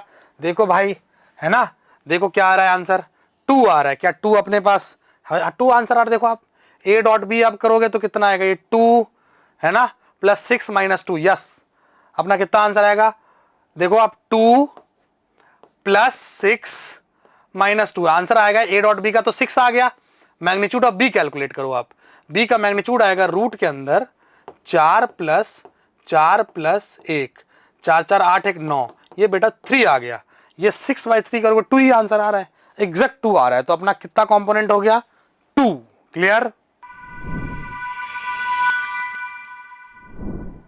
देखिए इस क्वेश्चन में क्या है, the radius of gyration of A cylindrical rod about an axis of rotation perpendicular to its length and passing through the center will be। Basic सा सवाल है, मोमेंट ऑफ इनर्शिया का सवाल है, अपने को लेंथ पता है 10√3, कुछ नहीं, बीचों बीच एक्सिस पास हो रही है, इसके अबाउट रोटेट करवा रहे हैं हम, है ना। रेडियस को कंसीडर नहीं करना है, बहुत पतली सी रॉड लेनी है अपने को, रेडियस कंसीडर करोगे आंसर कुछ और आ जाएगा। उसने रेडियस के बारे में कुछ भी चर्चा नहीं करा है ना, सिर्फ लंबाई के बारे में चर्चा करा है। तो मोमेंट ऑफ इनर्शिया हमारा हो जाएगा, कितना हो जाएगा बताएं आप, ml²/12। और अगर रेडियस ऑफ जायरेशन पूछा है तो इसको इक्वेट कर लेंगे mk² से, अपने को k निकालना है बस। और k इक्वल टू कितना आ गया, l की वैल्यू डाल देंगे अपन 10√3, k की वैल्यू आ जाती है 5। क्लियर। तो रेडियस ऑफ जायरेशन हो गया 5। देखिए इस क्वेश्चन में क्या है, in the given figure the face AC of equilateral triangle, equilateral prism is immersed in liquid. बहुत अच्छी बात, ये प्रिज्म है, लिक्विड के अंदर इमर्स्ड है ना, of refractive index n for incident angle 60 degree, या 60 डिग्री एंगल है। At the side AC the refracted light beam just grazes along the face AC। क्या दिक्कत होगी, उसमें सब डेटा पता ही है अपने को। तो अपने को पूछ रहा है refractive index of this liquid, ये तो प्रिज्म का सवाल भी नहीं है, बहुत आसान सा सवाल, आपको एंगल ऑफ इंसिडेंस दे दिया। अच्छा तो ये होता कि आपको ये चीज़ डेटा ना देते तो इक्विलैटरल प्रिज्म से आप एंगल ऑफ प्रिज्म से ये चीज़ निकालते, आप फाइंड आउट करते। खैर कोई बात नहीं, ये 60 पता है तो इस सरफेस पे स्नेल्स लॉ लगा लो आप। यहाँ क्या लिखोगे, ये इसको आप μ1 अगर मानते हैं आप तो क्या लिखेंगे, μ1 × sin60 बराबर, यहाँ क्या लिखोगे आप, ग्रेज हो गया सीधे सीधे, तो r हो गया 90 डिग्री, तो क्या लिखेंगे आप n × sin90, है ना। अब sin60 पता है, μ1 का वैल्यू पता है 1.5, sin90 पता है, अपने को n निकालना है। सिंपल सा सवाल है, उसमें सारी वैल्यूज डालेंगे आप तो n की वैल्यू आ जाती है, n की वैल्यू कितनी आ रही है देखो आप, ये जो रिफ्रैक्टिव इंडेक्स ऑफ लिक्विड है वो आ रहा है √27/4, है ना। और अपने से पूछा क्या है, ये आ रहा है √x/4, तो x की वैल्यू कितनी हो गई, √27, तो x की वैल्यू कितनी हो गई 27, है ना। x यहाँ पे रूट के अंदर में क्या है 27, तो अपना आंसर हो गया 27। क्लियर है। देखें आप इस सवाल में, देखिए क्या है, 2 lighter nuclei combine to form a comparatively heavier nucleus by the relation given below. ये आपको इक्वेशन दिख रहा है, मार्कर सेलेक्ट कर लूं मैं, ये आपको एक इक्वेशन दिख रहा है, ये x और x मिलके y बन रहे हैं, सबके मास और सब कुछ दिया हुआ है।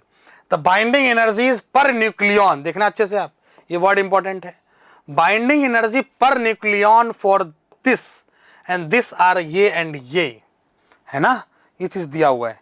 अब अगर बाइंडिंग एनर्जी पर न्यूक्लियन दिया है तो x21 का कितना हो जाएगा, इसमें कितने न्यूक्लियन दिख रहे हैं आपको, 2, तो इसकी पूरी की पूरी बाइंडिंग एनर्जी की मैग्नीट्यूड कितनी हो जाएगी, 1.1 × 2, तो इसकी भी इतनी ही होगी 1.1 × 2।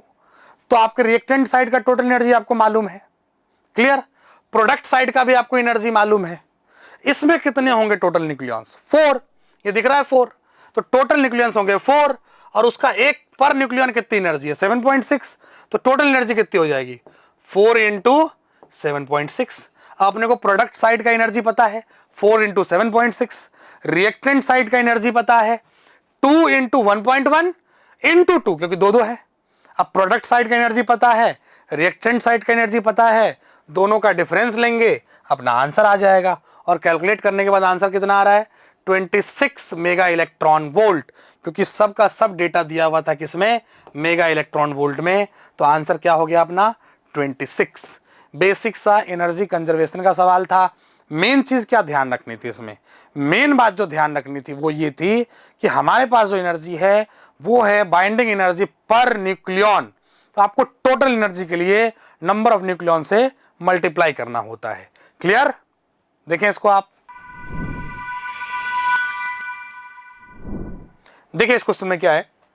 A uniform heavy rod of mass 20 kg, cross sectional area 0.4 and length 20 meter is hanging from a fixed support, neglecting the lateral contraction। lateral contraction का मतलब क्या होता है, ध्यान से सुनना। lateral contraction का मतलब होता है कि मान लो एक रॉड ऐसे है और ये हैंग हो रहा है, तो अपने वेट के कारण इस पर फोर्स लगेगा, नीचे की तरफ स्ट्रेस बढ़ेगा, जिसके कारण इलोंगेशन आएगा। बट इलोंगेशन के चक्कर में आपको ये रेडियस नहीं चेंज करना है, ये एरिया चेंज नहीं करना है, इसको नेग्लेक्ट करना है, इसको नेग्लेक्ट करना है। बाकी चेंज तो होगा वो, क्योंकि वॉल्यूम अगर कांस्टेंट रखना चेंज तो होगा, बट इसको आपको नेग्लेक्ट करना है। क्लियर?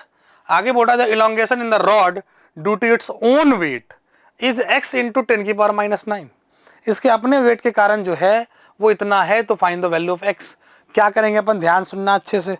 सबसे पहले तो एक छोटा सा एलिमेंटल मास मान लो, उसके कारण चेक करो कि कितना इलोंगेशन हो रहा है। अगर आप चेक करेंगे, मान लीजिए कि ये अपना रॉड हैंग हो रहा था, मैं मान लेता हूं कि y पे जाके dy थिकनेस का एक एलिमेंट है। इस dy पे देखना आप अच्छे से कौन फोर्स लगा रहा होगा। ये अगर इस पे स्ट्रेच आएगा ऊपर वाले मास के कारण कि नीचे वाले मास के कारण, सोच के देखो आप। अगर इसमें स्ट्रेच आएगा तो नीचे वाले लोड के कारण, जो नीचे से खींच रहा है इसको, ऊपर वाला थोड़ी खींच रहा होगा इसको ऊपर की, ऊपर आ जाओ आप, वो सपोर्ट दे रहा है, नीचे वाले को बैलेंस करने के लिए ऊपर फोर्स लग रहा है, बट इस पे जो स्ट्रेस क्रिएट हो रहा है वो नीचे के कारण। तो नेट फोर्स नीचे कितना आएगा सोच के देखो आप, है ना। अगर नेट आप देखोगे तो क्या आएगा, अच्छा इसका मास कितना होगा निकाल सकते हैं क्या हम, इसका मास क्या होगा, तो m/l, समझना, इस छोटे से का मास अगर निकालो तो क्या आएगा, m/l इंटू, तो मास पॉइंट लेंथ आ गया, इंटू dy। ये तो इस वाले भाई साहब का मास हो गया, बट इस पे स्ट्रेच किसके कारण आ रहा है, नीचे वाले के कारण। और नीचे वाले का मास कितना लिखोगे आप, m/l इंटू y, ये मास इंटू g कर दोगे तो ये वाला जो फोर्स है नीचे mg वो इसके ऊपर लग रहा होगा। ये वाले जो एलिमेंट है ये इस नीचे वाले के mg को बैलेंस कर रहा होगा, है ना। तो इस पे नेट फोर्स कितना आ गया आप देखो अच्छे से, तो m/l इंटू y इंटू जी, मैंने नीचे वाले का मास का लिया है फोर्स, तो m/l इंटू y इंटू जी नेट फोर्स आ गया। अब हुक्स लॉ क्या था याद करो, स्ट्रेस और स्ट्रेन का रेशियो क्या बताता है, यंग्स मॉडुलस। तो F/A equals to y into del L/L। यहाँ पे आप सारी वैल्यूज रखोगे, सारी वैल्यूज अगर आप रखते हैं तो F के जगह पे आप रखिए, F के जगह पर आप रखेंगे m, क्या याद करो, m/l इंटू y इंटू जी, ये F के जगह पे आया, divided by A, F/A equals to Young's modulus. मान लेता हूं मैं वो जो मैं डेल्टा L लेंथ का लिया था एलिमेंट, उसमें d इंटू डेल्टा L का एक्सटेंशन हो गया, समझो आप। वो जो dy था ना, वो dy तो एलिमेंट का लेंथ था, उस एलिमेंट में जो नीचे वाला मास है उसके कारण जो फोर्स पड़ रहा है, उसके कारण उसमें एलोंगेशन आ गया है d into delta L, that is the elongation by l। l क्या है अपना dy। उस छोटे से एलिमेंट को देखो आप, छोटे से एलिमेंट का लेंथ कितना था dy, तो हमने l की जगह पे dy रखा, उसके अंदर लेंथ का चेंज कितना आया d of delta l। Clear? अब इसको आप पूरा सॉल्व करेंगे तो delta L, D of delta L की वैल्यू ये आई, तो एल की वैल्यू कितनी आएगी, जो चेंज आया लेंथ, टोटल चेंज लेंथ का करोगे तो पूरे रॉड को इंटीग्रेट करो 0 से एल तक, इसको आप इंटीग्रेट करेंगे तो टोटल एक्सटेंशन इन रॉड आता है mgl बाई 2ay। अब अपने को मास पता है, g की वैल्यू 10 लेनी है, l पता है क्वेश्चन के अंदर, a पता है, y पता है, सारी वैल्यूज डालेंगे आप तो एग्जैक्ट वैल्यू कट के आती है 25 into 10⁻⁹। This comes to be 25 into 10⁻⁹। और अपना सवाल के अंदर क्या पूछा था देखो आप, क्वेश्चन देखो बोल रहा था, देखो यंग्स मॉडुलस की वैल्यू दी हुई है, जी की वैल्यू सब कुछ है, तो ये चीज कितनी है बेटा, ये है 10, है ना। तो आप अगर ध्यान से देखोगे तो this comes to be x into 10⁻⁹, तो x की वैल्यू कितनी आ गई अपनी 25। क्लियर है, दिस इज 25। देखिए इस क्वेश्चन में क्या बोला हुआ है, the typical transfer characteristics of a transistor in common emitter configuration. C configuration मतलब कॉमन इमिटर कॉन्फ़िगरेशन, ठीक, ये दिया हुआ है as shown figure. A load resistor of 2 kilo ohm. अच्छा, आर आउट दिया हुआ है आपका, आर आउट दिया हुआ है कितना, 2 किलो ओम। आगे पढ़ते हैं सवाल, ठीक है। The input resistance of the transistor is this. R in भी दिया हुआ है, आर इन दिया है अपने को इतना 0.50 किलो ओम। तो निकालना क्या अपने को, वोल्टेज गेन। अगर वोल्टेज गेन निकालना है, डायरेक्ट फॉर्मूला बेस्ड सवाल आ गया आपके पास, बीटा निकाल लो और बीटा को R out by R in से मल्टीप्लाई कर दो, आंसर आ जाएगा। और बीटा क्या होता है, beta is delta I C by delta I B. ध्यान रखना आप यूनिट में ये माइक्रो है, ये मिली है, तो यहाँ पे इंटू 10⁻³ करोगे, यहाँ इंटू 10⁻⁶ करोगे, तो जो आपका कैलकुलेशन निकल के आएगा, this beta is this comes to be 50, है ना। डेटा देख लेते हैं अपन, ये क्या आएगा, 5 इधर इधर 100, तो आप लिखोगे क्या चीज, 5 इंटू 10⁻³ बाई 100 इंटू 10⁻⁶। इसको सॉल्व करेंगे आप, 50 आ जाता है, क्लियर है। अब वोल्टेज गेन के लिए क्या करेंगे आप, 50 into R out by R in.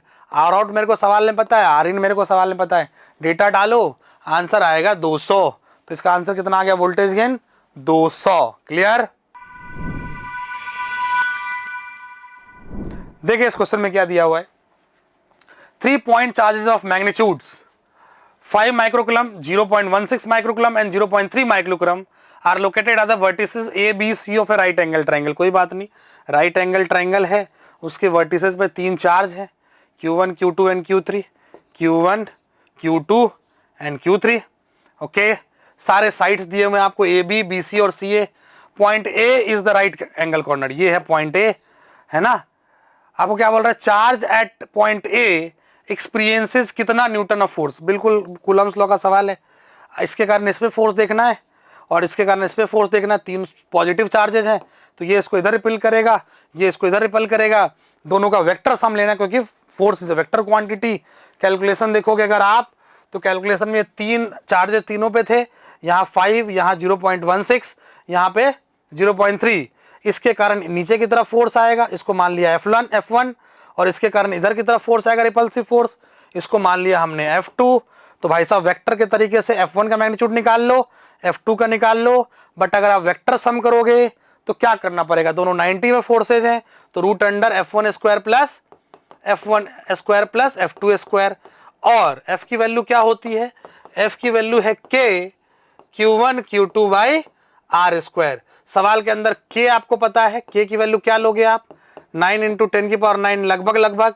Q1 सवाल के अंदर है, Q2 सवाल के अंदर है, R क्या लोगे, डिस्टेंस, इस वाले के लिए भी 3 है और इसके लिए भी 3 है, क्लियर। ये 3√2 जो सवाल के अंदर दिया था, उससे ये मालूम चलना था कि ये एंगल और ये एंगल 45 है, क्लियर। वैसे भी पता लगा लोगे, 2 साइड सेम है तो 45 ही होगा। बेसिक सा सवाल, कूलम्स लॉ का फोर्स लिखना है अपने को, K Q1 Q2 by R²। F1 force नीचे की तरफ रिपल्सिव, F2 इसके कारण इधर की तरफ, दोनों फोर्सेस 90 पर हैं, दोनों की मैग्नीट्यूड निकाल लेंगे हम। F नेट इक्वल्स टू क्या आएगा, root under F1² plus F2²। Exact value match होता है, रूट अंडर 289 दैट इज 17। तो हमारा आंसर कितना हो जाएगा यहाँ पर, 17 न्यूटन। तो ये ब्लैंक में क्या पढ़ेंगे अपन, 17 न्यूटन, है ना। बेसिक कूलम्स लॉ का सवाल, क्लियर। देखिए इस सवाल में क्या है, in a coil of resistance 8 ohm the magnetic flux due to an external magnetic field varies with time. अच्छा, अपने को क्या दिया, ध्यान से देखें आप, अपने को मैग्नेटिक फ्लक्स दिया हुआ है phi as a function of time, और मुझे क्या निकालना है, हीट प्रोड्यूस्ड। तो भाई साहब अगर फाई दिया है तो ई निकाल सकता हूँ, ई इक्वल्स टू माइनस d∅/dt। बहुत बेसिक सा सवाल। अगर इसको आप डिफरेंशिएट करोगे तो आएगा -d∅/dt। तो ये 2/3 कांस्टेंट, ये कांस्टेंट का 0 हो जाएगा, t² का 2t और पीछे माइनस है, तो मेरे हिसाब से माइनस माइनस प्लस, तो कितना आ गया बेटा, 2/3 इंटू 2t, कितना आ गया, 4t/3। ये तो आ गया EMF, है ना। अब आपसे पूछा value of total heat produced in the coil till the flux becomes 0। अब फ्लक्स कब 0 होगा, तो फ्लक्स को 0 करो, यहां से क्या वैल्यू आएगी, t² बराबर 9 और t की वैल्यू आ गई 3 सेकेंड, t की वैल्यू आ गई 3, मतलब t की वैल्यू 3 सेकेंड पर मुझे हीट प्रोड्यूस चाहिए, तो t की वैल्यू 3 पर मैं क्या करूंगा, EMF निकाल लूंगा। तो t की वैल्यू 3 पर कितना आएगा, 4 इंटू 3/3 दैट इज 4 वोल्ट। तो भाई साहब EMF आ गया या V आ गया, और रेजिस्टेंस R पता है तो मैं हीट प्रोड्यूस निकाल सकता हूँ V²/R से, और मेरे हिसाब से V²/R से कितना आया, V तो अपना 4 आया हुआ था, तो V² हो गया 16/R की वैल्यू 8, 2। डायरेक्ट आंसर आता है यहां से 2। क्लियर है क्या? देखें आप, देखिए इस क्वेश्चन में क्या है। A potentiometer wire of length 300 centimetre is connected in series with a resistance 780 ohm, okay, and a standard cell of EMF 4 volt. Clear? A constant current flows through a potentiometer wire. The length of the null point for cell of EMF 20 millivolt is found to be 60 centimetre. मतलब इस वाले battery के लिए null point आ रहा है 60 centimetre, और वहां पे एक्सटर्नल रेजिस्टेंस है 780। तो भाई साहब डायग्राम कैसा बन जाएगा जरा ध्यान से देखें आप। पोटेंशियोमीटर का डायग्राम देखो क्या है। पोटेंशियोमीटर बेसिकली व्हीटस्टोन ब्रिज पे ही बेस्ड होता है। ये 4 वोल्ट जो सवाल में दिया था, है ना, ये 780 ओम की बैटरी लगी हुई, रेजिस्टेंस लगी हुई है। क्लियर? उसके बाद क्या है, ये 20 मिली वोल्ट के लिए नल पॉइंट आता है 60 सेंटीमीटर पे, समझना अच्छे से। और टोटल कितना है, टोटल अगर आप देखोगे, टोटल सवाल के अंदर टोटल लेंथ है 300 सेंटीमीटर, ये टोटल है 300 सेंटीमीटर। तो भाई साहब एक चीज बताएं आप कि अगर मुझे व्हीटस्टोन ब्रिज लगाना है नल पॉइंट के लिए, तो क्या लिखूंगा मैं, E1/E2 equals to R1/R2, E1/E2 equals to R1/R2। E1 अगर आप 4 वोल्ट लेते हैं तो 4 वोल्ट के लिए रेजिस्टेंस क्या है, रेजिस्टेंस है 780 प्लस ये टोटल समझना अच्छे से आप, ये चीज है। उसके बाद समझे आप, ये 20 वोल्ट के लिए रेजिस्टेंस क्या है, सिर्फ 60 वाला, सिर्फ 60 वाला। 4 वोल्ट के लिए ध्यान दें 780 प्लस ये पूरे वायर का लेंथ का रेजिस्टेंस, और 20 मिली वोल्ट के लिए रेजिस्टेंस क्या है, ये 60 वाला। तो अपन क्या लिखेंगे, E1/E2 R1/R2, और E1 की वैल्यू कितनी है 4 डिवाइडेड बाय R1, E2 की वैल्यू कितनी है 20 इंटू 10 की पावर -3, तो E1/E2 की वैल्यू आ गई ये चीज। क्लियर? आगे बोल रहा है R1/R2, R1 क्या लिखोगे आप 780 प्लस ये फुल R, समझना अच्छे से। अब मान लो कि इसका पूरा रेजिस्टेंस है R, तो कितना लिखे अपन 780 प्लस R, और इस 60 का निकालना होगा अपने को रेजिस्टेंस, तो क्या लिखोगे आप बताओ, ध्यान सुनना, क्या लिखोगे 60, आप क्या लिखोगे रेजिस्टेंस पर यूनिट लेंथ। तो मान लो रेजिस्टेंस अगर इसका R है तो रेजिस्टेंस पर यूनिट लेंथ कितना होगा, R/300 इंटू 60 वाले का, तो इसका रेजिस्टेंस आ गया।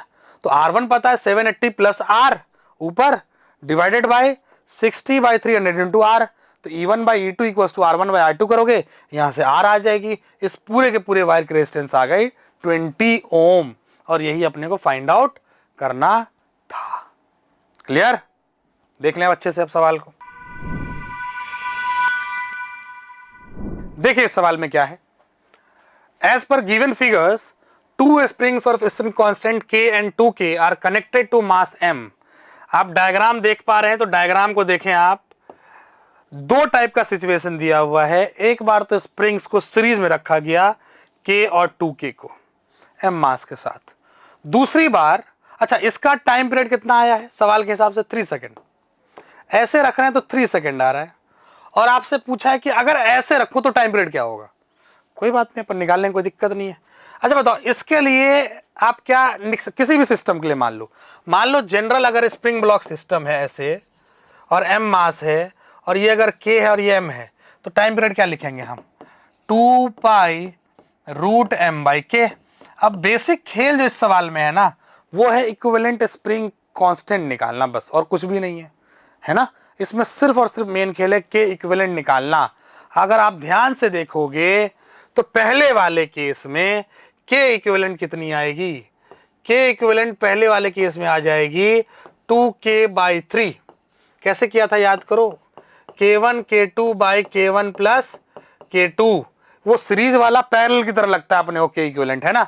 तो कैसे लगेगा बताओ, ये K इंटू 2K/3K, तो ये क्या आ जाएगा 2K/3, तो टाइम पीरियड पहला आ गया, उसको क्या लिख लेंगे हम 3 सेकेंड के बराबर, ये क्योंकि सवाल में लिखा हुआ है पहले का टाइम पीरियड है 3 सेकेंड, तो अपन T1 की जगह लिखे 3 इक्वल्स टू 2π√3M/2K। दूसरे केस के लिए अगर आप देखोगे डायग्राम, तो ये दोनों पैरेलल में है, नेट इक्विवेलेंट के हो जाएगा 3k, k प्लस 2k। इस हिसाब से अगर नया टाइम पीरियड देखोगे आप, तो ये आएगा T2 बराबर m/3k। अब पहला इक्वेशन ये है, देखना अच्छे से आप, 3 इक्वल्स टू दिस। दूसरा इक्वेशन ये है T2 का 2π√m/k, इसको इक्वेशन 2 मान लो। दोनों को अगर आप डिवाइड करोगे T1/T2 तो ये आएगा 3/T2 इक्वल्स टू दिस। इसको जैसे ही आप सॉल्व करोगे T2 आ जाएगा √2। क्लियर? और आपने से पूछा क्या सवाल में? अपने से पूछा है कि दूसरे वाले केस का टाइम पीरियड है √x। तो x की जगह पे क्या आ रहा है अपने यहां देखो, x की जगह पे आ रहा है रूट के अंदर 2, तो मेरा x क्या हो जाएगा 2। क्लियर है क्या? सवाल ध्यान से देखें आप।